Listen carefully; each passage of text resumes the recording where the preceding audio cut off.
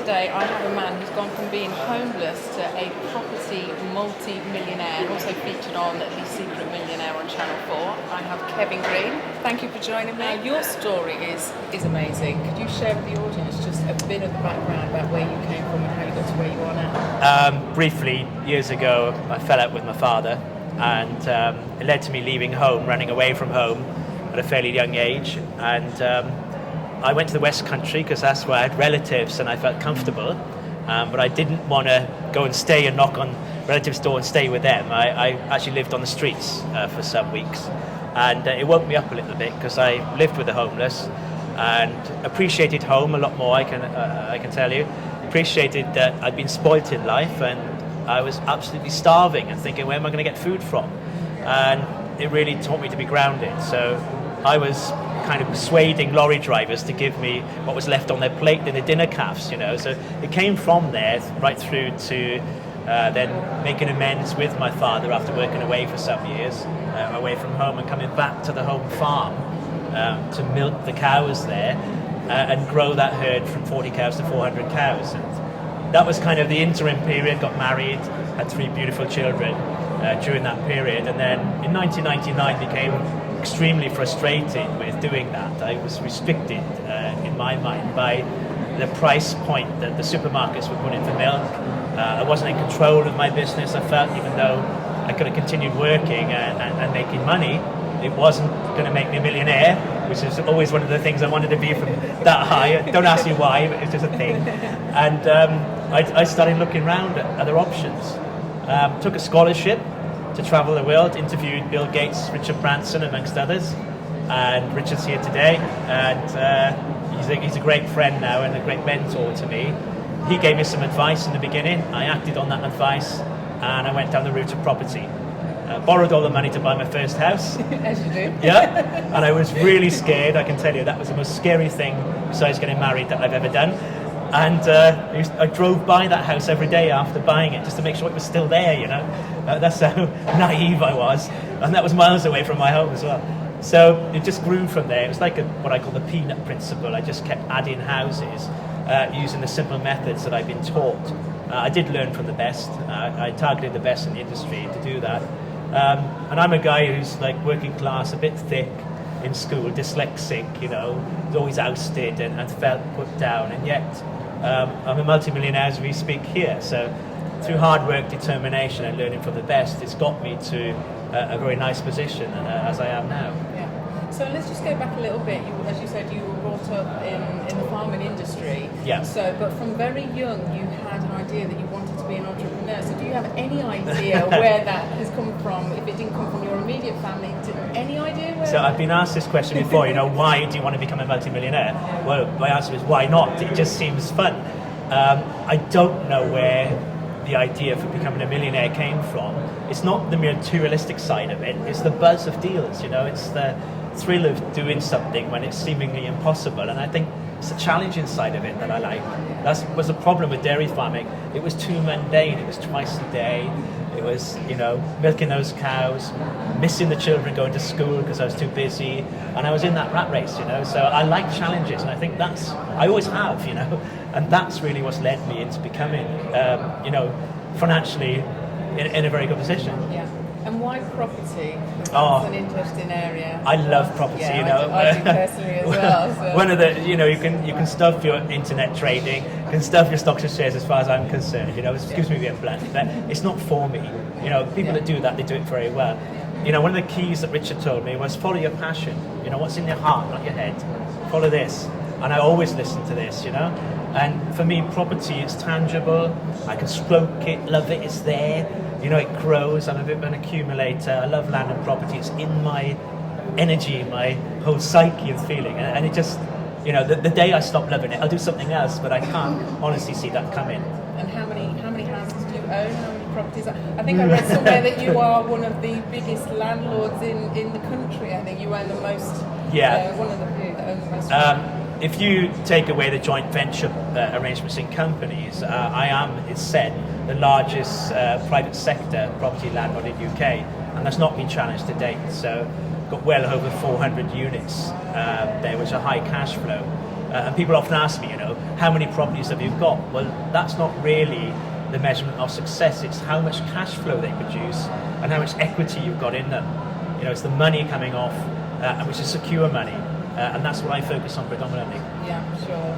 And would you say, with the economy the way it is at the moment, that property is a good place to invest at the moment? Because I personally think that, there's no better time really, whilst the housing market is so low. I totally agree with you. I mean, in any business, you want to get in when the price is on its bottom end, Yeah. Money's cheap to borrow. Everybody wants to live in houses. In UK in particular, there's a big demand. There's high population per square footage, and I can only see property compounding from here. If somebody wants to start property investing, out of all the years I've been in it, and I started when I was 37, I'm 47 now, so in the 10 years I've been in, this has been the most lucrative entry time of all. Yeah. And just going back, I just want to go back a little bit and ask you to share your story with how you met Bill Gates and Sir Richard Branson, because I read about it and I was blown away. I was like, oh my goodness. So I know you got a scholarship, so could you just recap a little bit, just for the viewers, just to explain how you go about, or how you managed to meet such a high profile, successful man? I think it boils down to, number one, self-belief. That's the only trait that you truly need. And you must believe you're going to achieve that. And I know today that that's really what's driven me to achieving various pillars along my lifeline. And meeting Bill Gates and Richard Branson has been coming from here. I deserved it because I put the effort in. I intended for that to happen. But that's number one. Number two is making sure that you put yourself in the right places. You mix with the right people, because it's not just what you know, it's who you know. And by winning the scholarship, it allowed me access to some very high achievers. Under the scholarship program, we're giving like a Bible, which is naming all of the high achievers and their contacts within UK. And it really fast tracks the route into people like Richard Branson. I didn't have his contact details, but I ended up knocking on his door, and on the third time, had actually some positive response from his wife, and who gave me his mobile phone number. So, it's persistence that paid there. And I interviewed, like you're interviewing me, I interviewed Richard when I had no money in his home in Thrupp in Kidderton. That's amazing, because most people wouldn't have the nerve to go out there and knock on Richard Branson's door and ask to speak to him. I just think that says a lot about who you are, and the fact that you're a go-getter. You go for what you want. Well, there's two things really. Number one, don't care what people think about you, and I truly don't care. Because not everybody's going to like you or whatever. So don't worry about the responses. And the worst that somebody can say is no. Yeah. The best case is they're going to say, yeah, come in then. That's exactly what Richard said. And moreover than that, he recognised, that passion I had. And he asked me more questions during that interview than I was asking him. Why did a dairy farmer want to do this? And then he gave me some guidance as to the path to take. And I truly thank him for that. You still keep in contact with him to this very day? Absolutely. I got his mobile phone number on my phone, and I can phone him at any time, and that's a wonderful experience for me. I used to put people like Richard on a pedestal, and I quickly realised that he's a normal person who's basically done something about his life, and I really recognised that, and it filled me full of, first of all, the fear, because oh my God, there's no reason why I shouldn't do it now, because he's not brilliant, he's just like us, who's taken action. And then the second thing was, okay, what am I going to do? And it turned out to be property. One of the kind of positive routes of taking the scholarship was I looked at all different business, outside of farming, and property was the thing that felt right, so that was what I followed. And I think that's really important, because a lot of people tend to think, okay, well, let's try the internet and selling online because that's what people are suggesting. But they really do need to listen to their insights to say, okay, well, I love working with children or with animals or with cars, or I love being music or fashion or whatever, and follow that. Yeah, I mean, for me, property is about people, and it's about interaction, and my tenants are weird, I'm weird, different things happen every day. Although I'm not on the front end of the business as much now, it's just, I love talking with people and having a coffee and people watching, and I think that's why I like property investing, because all the negotiations and the dealings thereafter involve people, and I genuinely like to help people with putting a roof over their heads in an affordable way as well. And it's just it just fits in all nicely with all my values as well. I really resonate with that, Kevin, because I own a number of properties myself, and I work as an estate agent, and I started to learn the market, and I said, okay, well, I'll buy you this house because it gives you somewhere to stay, and it was a win-win situation. Fantastic. So I really understand where you're coming from. However, I'm on the front end of it with the tenants, so I have tenants that are not always fantastic. So when you've got the number of properties that you have, you obviously don't manage them all personally yourself. But how do you deal with if you have any issues with tenants or maintenance issues? Because there must be a few. It's having a power team in place first of all. I'm reliant on my team. I've got 69 people that run my businesses. Largely what I do is property. There's other business as well. Coming back to the tenant on the front end, there's two main strategies that I use. One is the normal tenancy, where we'd be the landlord dealing with the tenant, and we've got people that manage that. They're people employed by me who dedicate themselves to that business. But I'm not going to pay a letting agent 10% of my rent coming in when I can pay a wage to somebody. It works out at 1.5% of turnover of rent. So it's the statistics there, and it's a better job. With the build teams, we've got our project managers there. But I think interestingly for the people who do like property, there's other passive ways you can put it together. Now, I'm an RSL, which is a registered social landlord. That means I can have the government as my tenant. So I can do a social housing contract with government who can put high priority tenants into my buildings. I provide the building to them, sign the contract, and they deal with everything else. Okay? So I get guaranteed rent payment, I get no void periods. They do the spares and repairs. I don't do that at all. All I have to do is look at the figures, which is my rent coming in, my mortgage interest coming off on the mortgage, and my building's insurance, and everything else is profit. Okay, and that's pure passive profit. I like that a lot. So becoming a well, this is what I teach, So so tell us a little bit about the program and what you teach and how you can help some of the viewers that are interested in stepping into property. Yeah, I mean, what I'll be teaching shortly here is RSL status and how to get into social housing. It's a bit of a niche. It's been in for just coming up 5 years in UK, but only the really experienced landlords like myself have been offered it at the outset. But I found a way around the system where the government is happy to deal with my delegates who I bring onto the training who come under my wing, because I am fronting it and I've got the credibility on that. And Secret Millionaire helped me with that, doing that program as well. So I love PR, I love doing things like this because it helps me to help those other people. And that is recognised as a model clause, a blueprint, which can be followed by all local authorities. So I can bring those people in through the training program, get them up to speed on social housing. And the second thing I do then is show them how to become their own bank. So that's a whole other business of how they can buy money off the money market and then lend that either into their own deals. It's quite nice when you can sit there and you can say, okay, I need a mortgage. And rather than have to go to the mortgage lenders, you can go to your own facility, you can buy off the money market, and you can say, well, how much interest do I want to charge myself today then?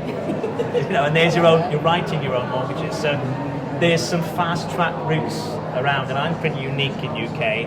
I'm the only person that I know that actually trains those routes. They're a little bit more advanced, but it certainly does help you create passive income streams very quickly. And how important do you think it is to have coaching or have a mentor or somebody to train you? Because, it sounds like what you do is not something that you really can just Google and get the information and off you go. I mean, absolutely vital. Alan Sugar spoke just now. He's got 2 people beside him on apprentice advising him. Doesn't always take their advice to Sir Alan, and we're all the same. But you need those people there. And for me as an entrepreneur who was building business, I had a full-time coach on board, and I paid for that coach. And it's somebody who was where I want to be, and that person, Harry Barclay, absolutely spot on. He got me into a very strong position very, very quickly.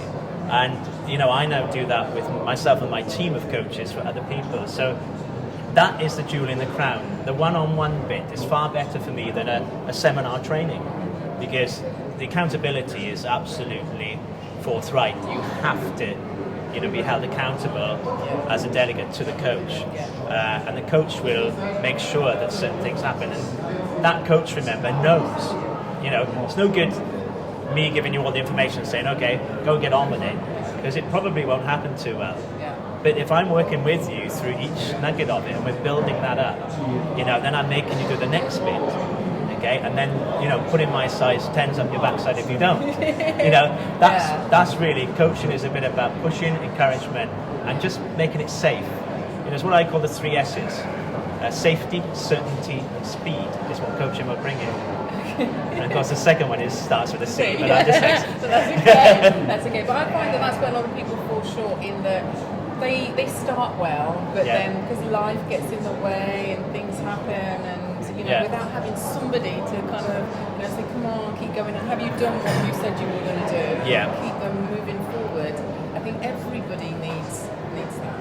Absolutely agree with you. I mean, that is the difference between, you know, making it and not making it. When times get tough, that's when you need to dig deep and you need to follow your focus and your goal. You know, if you take your eyes off that and you can make excuses about other people, what I call the victim mentality, other things, we all get problems. I mean, I've had tons of things go wrong, you know, and you've got to bash through that and then look for the solution to that problem each time. The coaches can help you with that because they've got a whole toolkit, and you can pick, okay, I want that bit to do that solution there, and the confidence starts building, you know. But you've got to, you know, you've got to remember your passion, because you're a long time dead. If that drive or will and determination is not big enough, it ain't going to happen. And, you know, on our training programs, we refuse the right of entry, because if I ask them how committed they are to their wealth and they don't tick it as number 10 in a 1 to 10 scale, I'm not interested.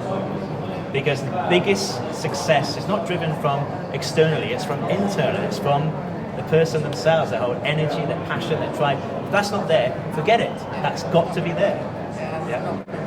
And it's so great, because the money that you've made, you know, you just spoke about the Secret Millionaire, to be able to give back like you did, must have so good. You know, one of the reasons for becoming wealthy financially is so that I can give back, and that's one of the most pleasing, humble, fulfilling things ever on the planet, whether it's time and or money, or you can just help people. I'll go back to Richard Branson, a very holy person, I would say.